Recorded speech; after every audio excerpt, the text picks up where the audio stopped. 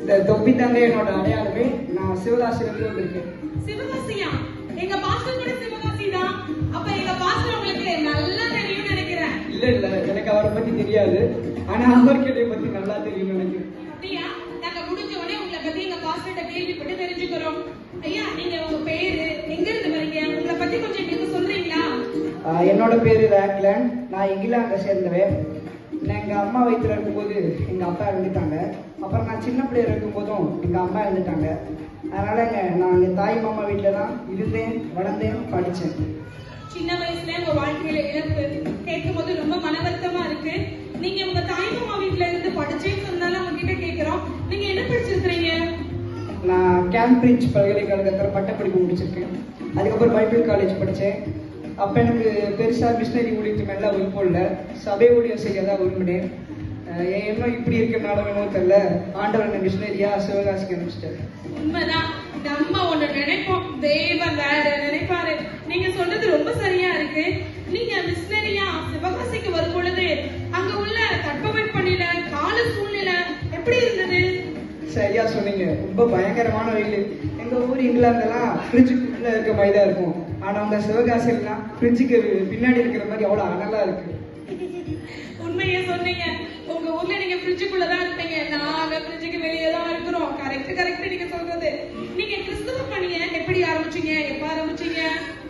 கிறிஸ்துவ பணி செய்யறதுக்கு முன்னாடி நான் சமுதாய பணி செய்ய தான் தள்ளப்பட்டேன். என்ன சொல்றீங்க? கிறிஸ்துவ பணிக்கு முன்பதாக சமுதாய பணியா?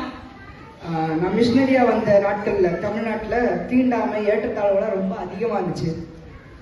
அதுல என் மனசை பாதிச்ச ஒரு காரியம் என்னன்னா, ஒரு வயல்ல உழுகிறதுக்கு ஒரு பக்கம் ஒரு காளையையும் இன்னொரு பக்கம் ஒரு பெண்ணையும் கட்டி உழ வச்சாங்க. அது என் மனசு ரொம்ப பாதிச்சிச்சு. இந்த நிகழ்வுக்கு அப்புறம் தான் என்னோட சுவிசேஷ பணி இன்னும் கொஞ்சம் நல்லா தொடங்குச்சு. ரொம்ப கேட்கவே பயங்கரமா இருக்கு. நாங்களும் படிச்சிருக்கிறோம், சட்டை போடக்கூடாது, செருப்பு போடக்கூடாதுன்னு. ஆனா நீங்க இப்படிப்பட்ட காட்சியெல்லாம் பார்த்த பின்னாடிதான் உங்களுடைய சுவிசேஷ பயணத்தை நீங்க ஆரம்பிச்சீங்களா? உங்களுடைய சுவிசேஷ பயணம் எப்ப ஆரம்பிச்சது, எப்படி ஆரம்பிக்கப்பட்டது? தீண்டாமை ஏற்றத்தாழ்வு இதெல்லாம் முடிஞ்ச உடனே நான் நச்செய்தி சொல்ல ஆரம்பிச்சிட்டேன். நிறைய திருச்சபைகளை உருவாக்கியிருக்கேன். குறைஞ்சது சுமார் 1400 கிராமங்களில் சுவிசேஷம் சொல்லியிருக்கேன்.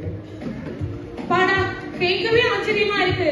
ஒரு மிஷினரி வந்து 1400 கிராமத்தை சந்திச்சிருக்கிறாங்க. திண்டுக்கல் தெய்வ சபை எத்தனை கிராமத்தை சந்திச்சிருக்கீங்கன்னு நீங்களே உங்களை கேள்வி கேட்டுக்கங்க. ரொம்ப ஆச்சரியம். ஐயா, இந்த தொப்பி உங்க அடையாளம்னு சொன்னீங்க, அதை பத்தி எங்களுக்கு இன்னும் நீங்க சொல்லவே இல்லையே. பரவாயில்ல, மறக்காம கேட்டுட்டீங்க. இந்த தீண்டாமை நாட்கள்லாம் வந்து சிவகாசிக்கு வரும்போது கால சூழல் ரொம்ப மோசமா இருந்திருக்கும். அப்ப எனக்கு தட்டுலாம் சோறு போட மாட்டாங்க. இந்த தொப்பில தான் கட்டி நான் புல் வாங்கி குடிச்சு என் பசியை ஆத்திக்கிட்டேன். அப்புறம் நீங்களே சொன்னீங்க சிவகாசி பயங்கரமான வெயிலுன்னு. அது வந்து எனக்கு தொப்பி தான் என்னை காப்பாத்துச்சு. அப்ப இந்த தொப்பியை நீங்க எப்பவும் கலட்ட மாட்டீங்க. நீங்க சொன்ன மாதிரி இது உங்க அடையாளம் தான். ஆமா, சரியா சொல்லுங்க. நீங்க இங்க வந்தது எங்களுக்கு ரொம்ப பெரிய மகிழ்ச்சி. நிச்சயமாகவே உங்களை பார்க்கும்போது எங்களுடைய வாழ்க்கையில நாங்களும் நிறைய கிராமங்களை சந்திக்கணும்னு எங்களுக்கு தோணுது. நீங்க இங்க வந்ததுல எங்களுக்கு ஏதாவது சொல்ல விரும்புறீங்களா? நிச்சயமா பிரச்சனையை பார்த்து நீங்க ஓடாதீங்க, பிரச்சனை தான் உங்களை பார்த்து ஓடணும். நன்றி. தேங்க்யூ. நிறைய நேரத்துல பிரச்சனையை பார்த்து நாங்க தான் ஓடிட்டு இருக்கோம். இந்த நிகழ்வுக்கு பின்பு உங்களை சந்தித்த பின்பு உங்களை மாதிரியே பிரச்சனை எங்களை பார்த்து ஓடட்டும். இந்த